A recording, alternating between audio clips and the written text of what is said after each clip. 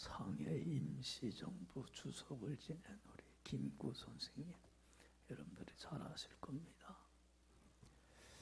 이 김구 선생님이 젊었을 때 부모에게 효도하고 또 가문을 세우는 길은 과거에 극제하는 것이라 생각을 하고 과거 시험 보는 데에 힘을 쏟아부었습니다. 근데 이 과거를 통과하면 참 좋은데 계속해서 낙방을 해요. 시험만 치면 떨어지고 얼마나 낙심이 되는지 몰라요. 근데 그때에 그 김구 선생님 아버님이 김구 선생한테 그래요. 풍수쟁이나 관상쟁이가 되면 밥이라도 먹고 살 테니까 이제는 과거 시험은 적고 관상쟁이나 풍수쟁이가 되라 그래요. 그러니까 이 김구 선생이 선택의 기로에서 고민을 하게 돼요. 계속해서 시험을 봐야 될 건가, 아니면 과거 시험은 적고 이제는 아버님 말대로 관상쟁이나 풍수쟁이로 나갈 것인가.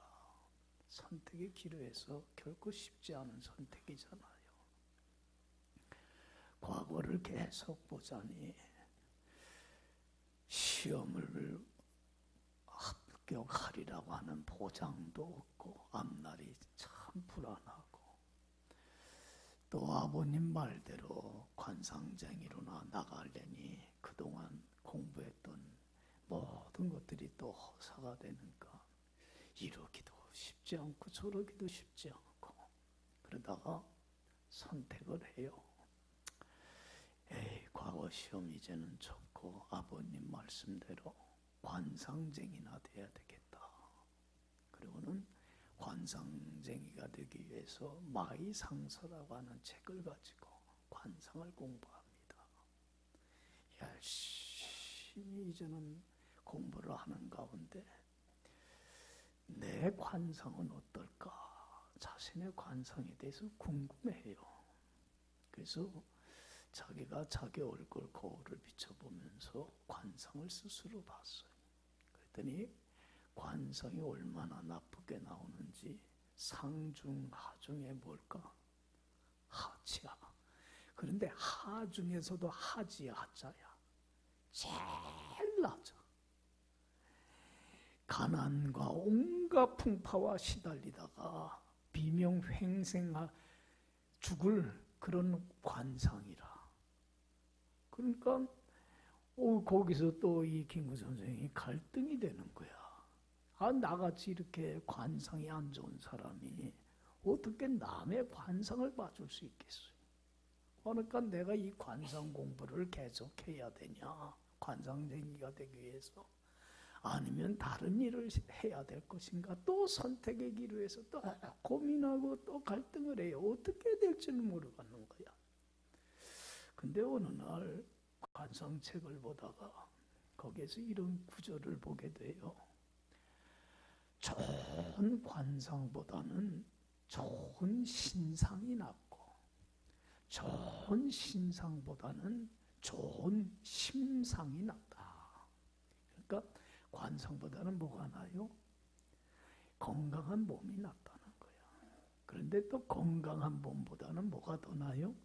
좋은 아름다운 마음, 심상을 가지고 사는 게 더 귀하다.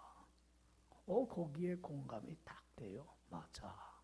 관상은 나쁘니까 이왕 무슨 사람이 돼야 되겠다? 훌륭한 좋은 마음을 갖고 사는 사람이 돼야 되겠다. 그리고 또 결단을 해요. 그리고서는 사나이로 태어났는데 나은 생명을 나라를 위하여 바치는 그런 귀한 삶을 살아야 되겠다. 그리고는 독립운동가로 나서게 돼요. 그러는 중에 붙잡혀서 감옥에 가서 지내던 중에 예수님을 믿게 되고 크리스찬이 됩니다. 그리고 나와서 얼마나 신실한 크리스찬인 아내를 만나는지 몰라요. 그래서 신앙생활을 잘하면서 하나님의 영광을 위하여 정말 사는 삶이 됩니다. 그래서 그가 그리스도인으로서 참 부끄럼 없는, 참 얼마나 귀하고 후회함이 없는 생애를 살았는지 몰라요. 그렇지 않아요? 지금까지도 우리가 많은 사람들이 김구 선생님 존경하지 않아요. 여러분들, 사람은 살면서 수도 없이 많은 선택의 기로에 서게 됩니다.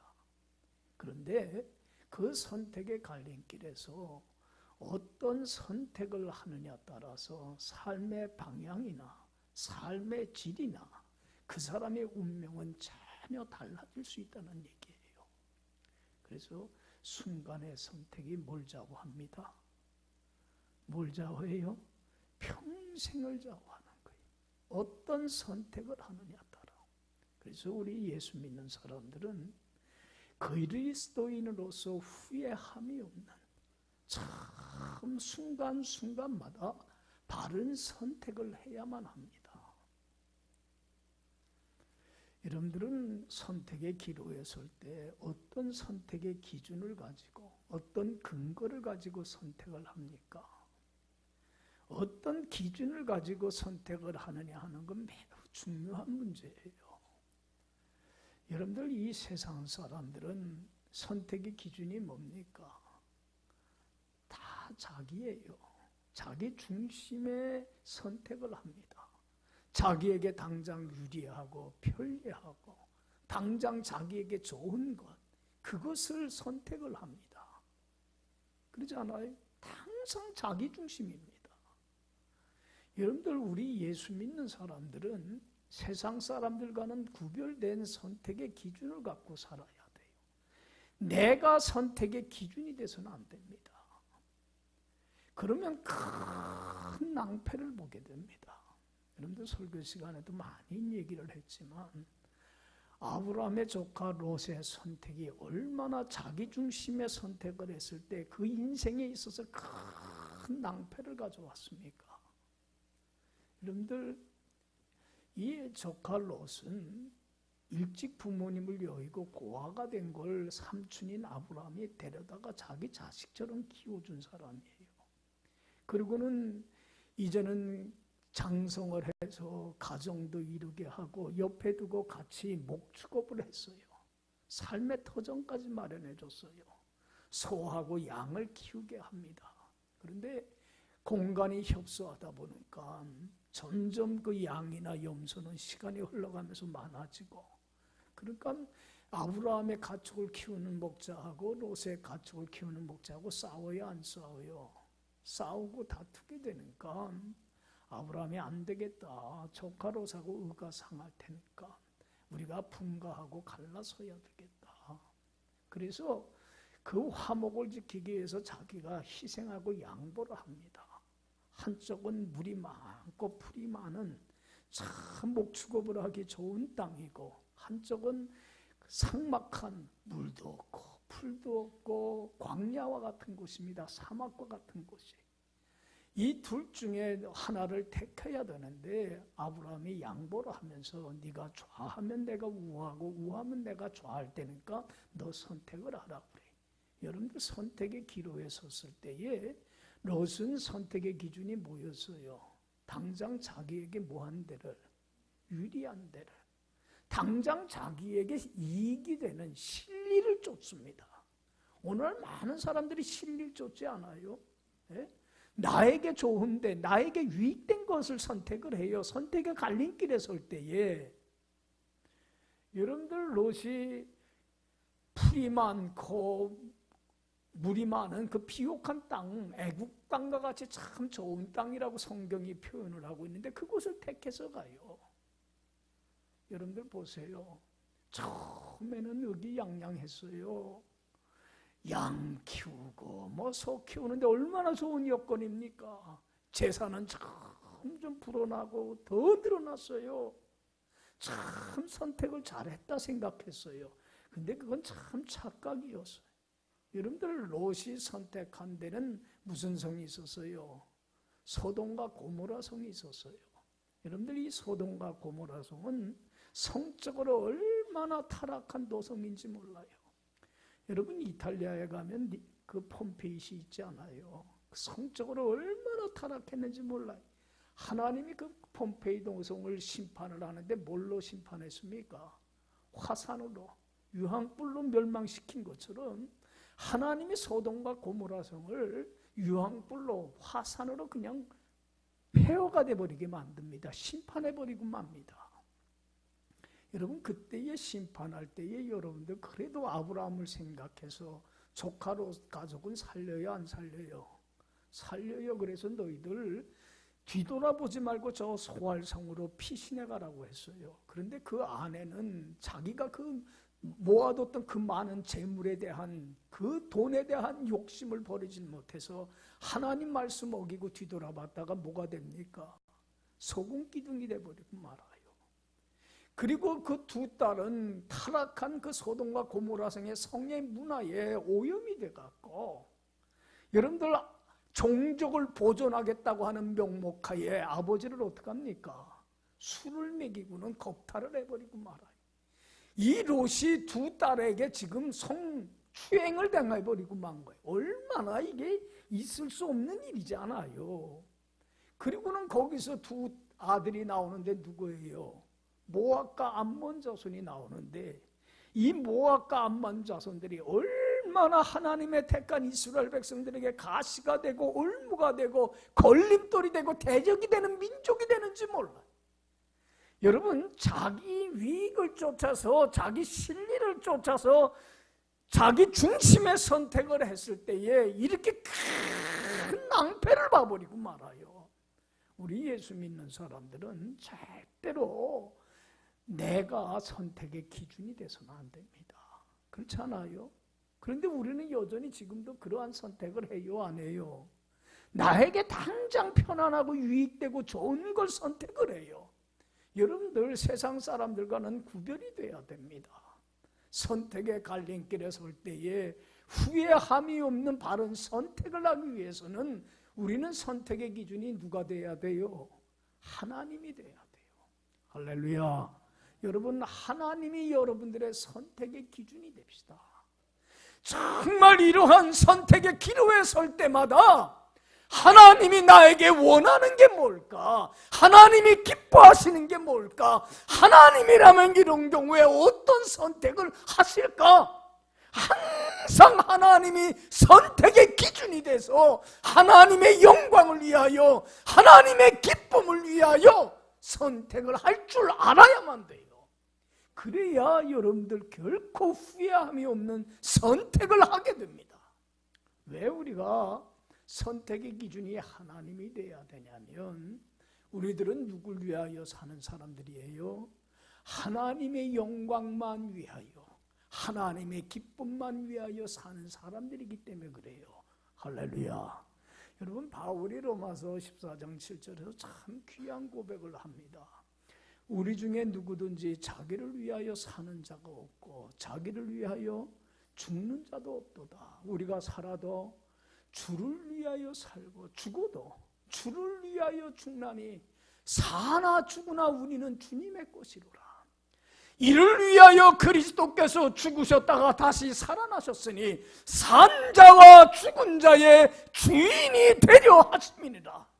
여러분 우리 죄의 종이요 노예였던 우리를 자유케 해서 하나님 자녀 삼아주시기 위하여 거룩한 하나님 나라 백성 삼기 위해서 하나님이 어떤 값을 치러주셨습니까? 주님이 우리의 죄를 짊어지고 십자가에 죽는 엄청난 핏값을 치르고 너는 내 것이라 삼아주셨기 까닭에 우리는 누구를 위하여 사는 사람들이에요?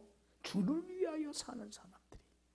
이제는 선택의 기로에 설 때에 내가 기준이 아니라 하나님이 기준이 돼서 하나님이 기뻐하는 것, 하나님이 원하는 선택을 하게 될 때에 그래서 하나님을 영화롭게 할 때에 여러분들 우리 하나님은 심은 대로 거두게 하시는 하나님입니다. 성경을 통해서 하나님이 늘 얘기하는 게 사무엘상 2장 30절에도 그래요. 나를 존중히 여기는 자를 내가 뭐하고? 존중히 여기고 나를 멸시하는 자를 내가 경멸하리라 그래요. 여러분, 하나님을 기쁘게 하고 하나님을 영화롭게 해보세요. 그런 사람을 하나님은 높입니다. 그 사람이 하나님께 영광받고 존귀함받고 축복받습니다. 내가 하나님 편에서 살아가면 하나님이 내 편에 서서 나와 함께하며 나의 전생애를 책임져 주시고 내가 소원하고 바라는 것, 계획하는 것 이상으로 넘치도록 채워주십니다. 할렐루야. 여러분, 내가 하나님 편에서만 살면 돼요.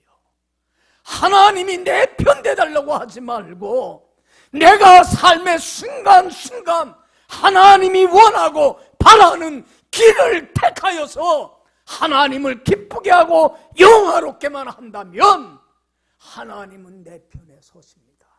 나와 함께 하십니다. 나의 전 삶을 책임져 주십니다. 그러기 까닭에 우리는 항상 선택의 기로에서 기준이 누가 돼야 돼요? 하나님이 돼야 돼요. 여러분, 이렇게 해야 될까 저렇게 될까 기로에 서서 갈등할 때에 여러분, 하나님이 원하고 바라는 길을 선택할 수 있는 여러분들이 되길 간절히 축원합니다. 그것만큼 복된 삶 없어요. 여러분, 예전에도 제가 말씀드렸지만 저는 그 영화 본 것 중에 아직도 기억에 생생하고 저한테 신앙생활하는데 큰 어떻게 보면 전환점이 되는 영화였어요. 예전에도 얘기했지만 불의 전차라고 하는 영화 참 감동 깊게 봤습니다. 여러분들 그 에릭 리겔이라고 하는, 이건 실화를 바탕으로 한 영화인데, 에릭 리겔이라고 하는 청년이 프랑스에서 열린 그 파리 올림픽에 참석을 합니다. 영국 국가대표로 100m 선수가 돼갖고, 여러분들 이 에릭 리겔이라고 하는 청년은 세계 그 당시 최고 기록을 갖고 있었어요. 그래서 여러분들 이스라엘 그 영국 국민들도요, 참 이 청년이 1등을 해서, 여러분들 그 100m가 세계에서 제일 빠른 사람 겨루는 경기 아니에요. 거기서 1등해서 국익을 높이길 원했어요. 그런데 경기 일정을 딱 보니까 선택의 기로에서 갈등을 하게 돼요. 그 경기가 언제예요? 주일날이라.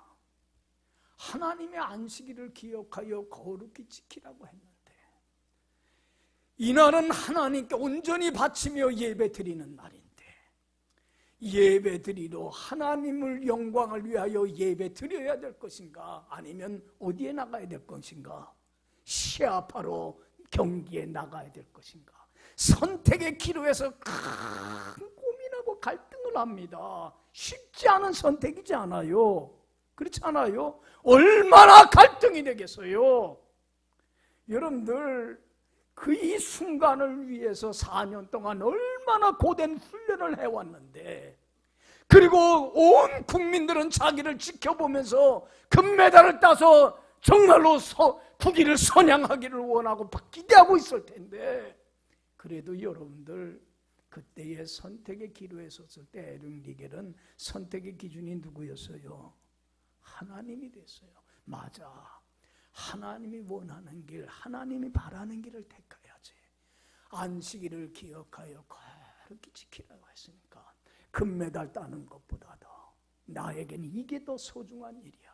그리고서는 얘기를 합니다. 나는 경기에 출전할 수 없습니다. 나는 크리스찬으로서 안식일 날 주님 앞에 나가 예배 드려야 되겠습니다. 그리고는 하나님의 영광을 위하여 그 길을 선택합니다. 얼마나 많은 비방을 받는지 몰라요. 혼자 네가 기독교인이냐? 네가 혼자 개인의 자격으로 출전하는 거냐? 너는 영국의 대표로 출전하고 나라를 대표하는 사람인데 얼마나 많은 비방을 받는지 몰라요. 영국 여왕까지 나서서 얼마나 회유를 하는지 몰라요. 시합에 나가라고. 그런데도 끔찍 안 합니다. 초지일관합니다. 나는 하나님을 위하여 사는 사람입니다. 신앙을 지키겠습니다. 그리고서는 경기에 출전을 안 합니다. 그런데 여러분들 참 하나님이 기막힌 역사를 하는데 기적을 일으켜요. 400m 대표로 뽑혀서 출전하려고 했던 선수가 몸이 안 좋아서 출전을 못하게 돼요. 그러니까 에릭 니겔이 대신 100m 선수지만은 400m에 대신 출전을 하게 돼요. 여러분들 400m에 딱 이제는 경기 출발 선상에서 결승전인데 출발을 하려고 하는데 한 선수가 종이 쪽지를 탁 줘요. 그 선수도 도전을 받았나 봐. 에릭 니겔의 용기에 뭐라고 써있냐면 사무엘상 2장 30절 말씀이에요. 나를 존중히 여기는 자를 내가 어떻게 하고 존중히 여기고 나를 멸시하는 자를 내가 뭐하리라? 경멸하리라. 심은 대로 반드시 거두게 하겠다고 하는 하나님의 말씀이에요. 그 쪽지를 건네주는데 에릭 니겔이 얼마나 힘이 되는지 그 말씀이. 출발을 했는데 여러분들 100m 달리기 선수가 100m 경기하듯이 달리는 거예요. 400m를. 그러면 어떻게 돼 중간에? 이건 쫓길 수밖에 없걸라. 100m 선수가 400m에 어떻게 나가요? 다 쟁쟁한 실력자들인데. 그런데 여러분들 거기서 세계 신기록을 세워갖고 금메달을 땁니다. 기자가 물어요. 어떻게 그렇게 뛸 수 있었느냐? 에릭 니겔이 그런 고백을 해요. 100m하고 200m까지는 그래도 내가 뛴다는 생각을 했는데 그 다음부터는 정신이 없었습니다. 하나님이 나의 나머지를 뛰게 해주셨습니다. 하나님께 영광을 돌리는데 얼마나 그 당시 많은 신앙인들에게 신앙의 도전을 줬고 저도 그 영화를 지켜보면서 야 나도 저렇게 신앙생활을 해야 되겠구나. 얼마나 저에게도 신선한 도전을 줬는지 몰라요. 그리고 그분은 평생을 선교사로 자원해서 나가서 평생을 주님을 위하여 헌신하다가 얼마나 복되고 가치 있고 하나님 영화를 돌리며 사는 귀한 인생을 살았는지 몰라요. 할렐루야.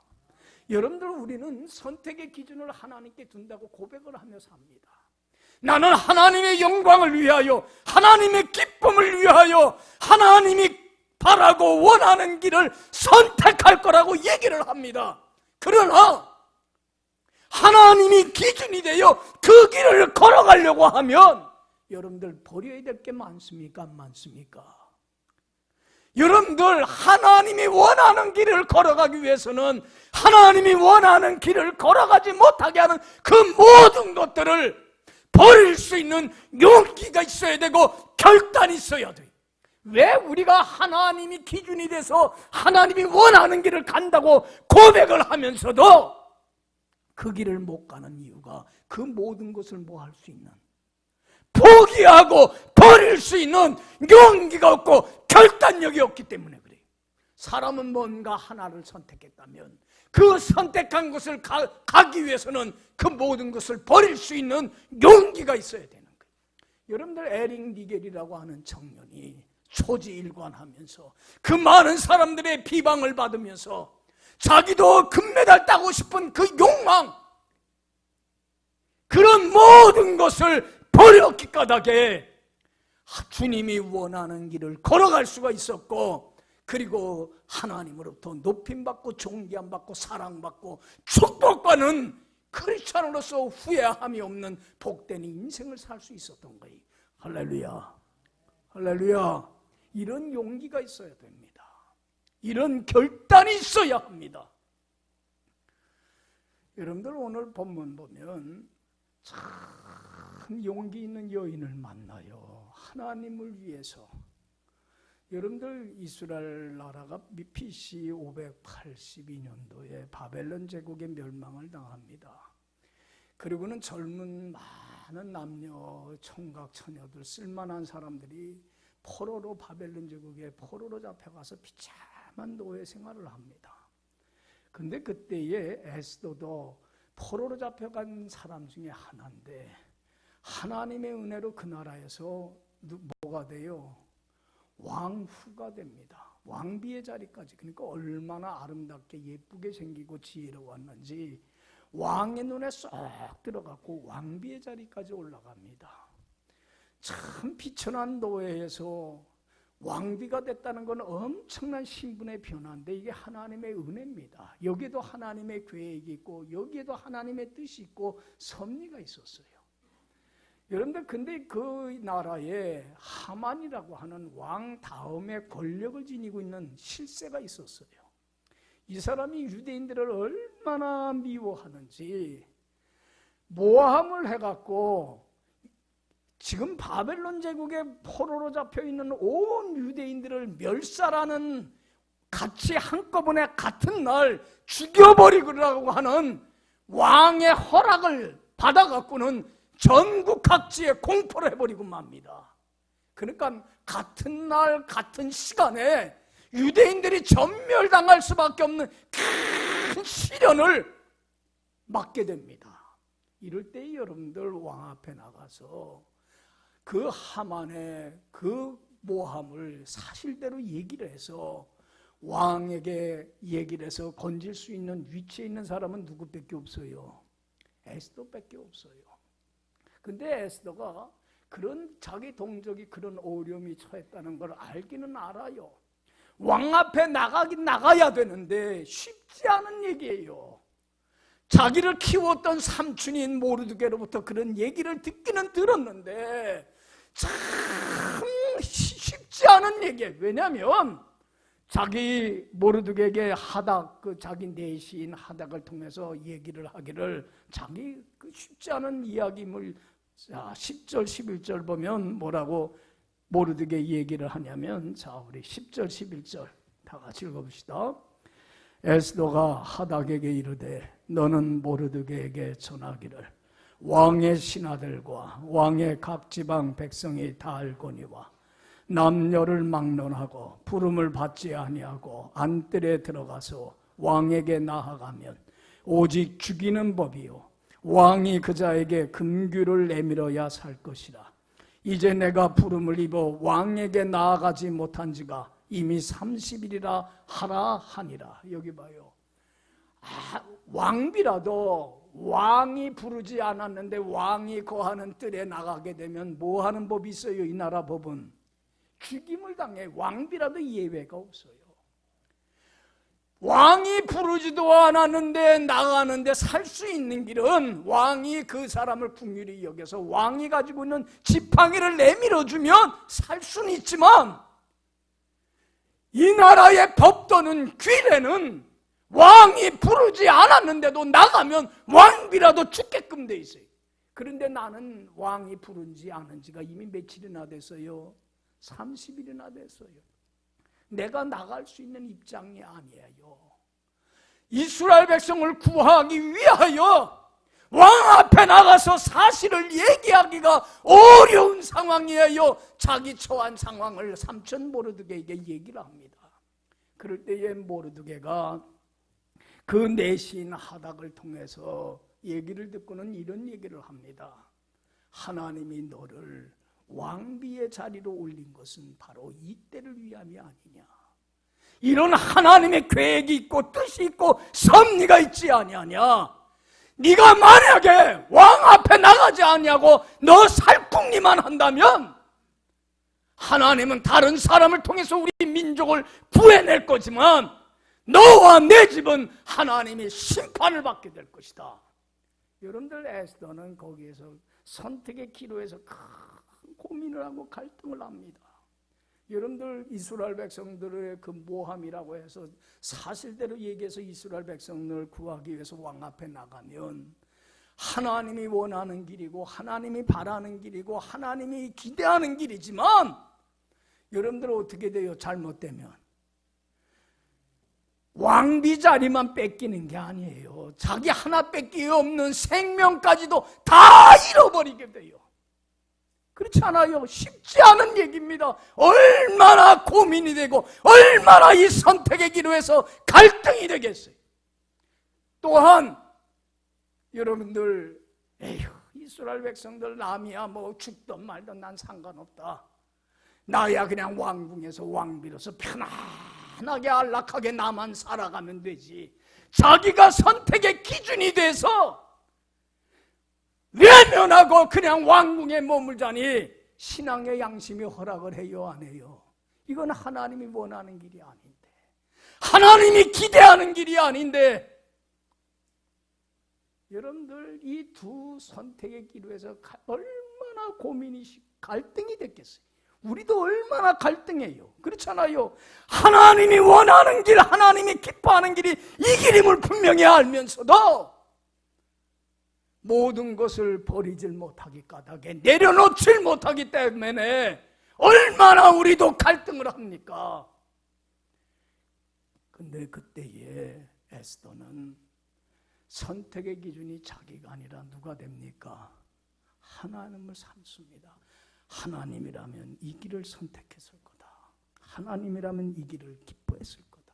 하나님이 나를 왕비로 삼은 것은 이 때를 위함이 아니냐. 바로 하나님이 기뻐하는 길을 위해서 나는 이 모든 걸 다 버릴 각오를 하고 하나님의 영광을 위하여 그 길을 선택하기로 합니다. 그리고는 모르드게에게 부탁을 합니다. 뭘 부탁을 해요? 16절 보면, 자 15절 16절 보면 참 귀한 고백입니다. 이 고백이 우리들의 고백이 되어야 할 줄로 믿습니다. 15절 16절 다 같이 읽어봅시다. 에스더가 모르드게에게 회답하여 이르되 당신은 가서 수산에 있는 유다인을 다 모으고 나를 위하여 금식하되 밤낮 3일을 먹지도 말고 마시지도 마소서. 나도 나의 시녀와 더불어 이렇게 금식한 후에 규례를 어기고 왕에게 나아가리니 죽으면 죽으리이다 하니라. 할렐루야. 3일 동안 먹지도 말고 마시지도 말고 금식 기도해 주세요. 나도 그렇게 기도할 겁니다. 하나님이 해주셔야 되지요. 내가 할 수 있고 우리가 할 수 있는 건 없습니다. 하나님이 이 어려움에서 우리를 구원해 주셔야 합니다. 그러니까 하나님께 부르짖고 기도해 주세요. 나도 하나님께 매달릴 겁니다. 그리고 이제는 나는 죽으면 죽으리이다. 생명까지도 다 버릴 각오를 하고 하나님이 원하는, 하나님이 기뻐하시는 선택의 길을 선택할 겁니다. 여러분들 보세요. 참 멋있는 귀한 고백이지 않아요? 여러분들 하나님이 원하는 하나님의 영광을 위하여 왕 앞에 나갑니다. 하나님이 역사합니까? 안 합니까? 하나님이 기적을 일으킵니다. 에스더의 말을 듣고 아간이 얼마나 못된 사람인가를 알게 된 왕은 오히려 아간 하만과 그 가족들을 하나님이 왕이 심판을 해버리고 맙니다. 그리고는 이스라엘 백성들을 살립니다. 여러분들 에스더가 하나님으로부터뿐만 아니라 이스라엘 백성들을 살림으로 얼마나 높임받고 사랑받고 존경받는지 몰라요. 에스더가 이렇게 정말로 에스더가 될 수 있었던 것은 선택의 기로에 설 때에 하나님이 선택의 기준이 됐고 자신이 선택의 기준이 아니라 하나님의 영광을 위하여 하나님이 원하는 그 길을 선택하고 그 모든 걸 버릴 각오를 했을 때에 하나님이 그를 영화롭게 하며 높이며 한없는 은혜와 축복으로 채워주시더란 얘기예요. 할렐루야, 할렐루야. 여러분, 순간의 선택이 평생을 좌우합니다. 우리도 삶의 순간순간 수많은 선택의 기로에서 고민하고 갈등을 합니다. 그때의 많은 사람들은 세상 사람들과 똑같이 내가 기준이 됩니다. 나에게 당장 유익되고 나에게 당장 좋은 거, 나에게 편리한 길을 선택을 합니다. 그 길은 참으로 낭패를 당하는 길입니다. 여러분, 에스더를 통해서 하나님이 우리에게 가르치고 교훈하고자 한 바는 선택의 기로에 될 때에 하나님의 선택의 기준이 되라는 겁니다. 하나님의 영광을 위하여 기쁨을 위하여 하나님이 바라는 길을 걸어갈 때에 그 모든 걸 버릴 각오를 하고 갈 때에 이 길은 포기를 위한 포기가 아니고 희생을 위한 희생이 아닙니다. 하나님으로부터 높임받고 사랑받고 존귀함받고 축복받으며 하나님이 내 편에 서서 나와 함께 하소서 구원하시며 전 생애를 책임져 주시는 하나님의 은총 속에 살아가는 유일한 길이 되는 줄로 믿습니다. 지금까지 나는 어떤 선택의 기준을 갖고 살아왔는가? 내 삶을 한번 점검해보고 이제는 이러한 말씀을 통하여서 바른 선택의 기준을 갖고 올바른 선택을 통하여 크리스찬으로서 결코 후회함이 없는 가치 있고 의미 있는 복된 생을 살아가는 여러분들의 남은 삶이 되길 간절히 축원합니다. 기도합시다.